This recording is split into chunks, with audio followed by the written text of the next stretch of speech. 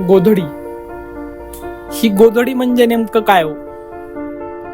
तर ही गोधडी म्हणजे आई आणि आई म्हणजे गोधडी. तर हे कसं? एक छोटीशी कविता आहे, ते आपण जाणून घेऊ म्हणजे तुम्हाला कळेल की गोधडी म्हणजे नेमकी भानगड काय. आईच्या साडीची शिवलेली ती गोधडी नेहमीच उबदार वाटायची. आईच्या साडीची शिवलेली ती गोधडी नेहमीच उबदार वाटायची. वेगवेगळ्या रंगांच्या पदरांची सुबक जोड तिला असायची. वेगवेगळ्या रंगांच्या पदरांची सुबक जोड तिला असायची. प्रत्येक तुकडा त्यावरील नक्षी स्वप्नांच्या चंदेरी दुनियेची सफर घडवायची.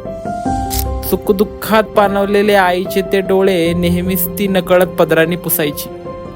सुखदुःखात पाणवलेले आईचे ते डोळे नेहमीच ती नकळत पदराने पुसायची. तिच्या त्या डोळ्यातील ओलावा अजून या उबदार गोधडीत आहे. गोधडीचा तो कोपरा अजूनही तेवढाच ओला आहे. गोधडीचा तो कोपरा अजूनही तेवढाच ओला आहे.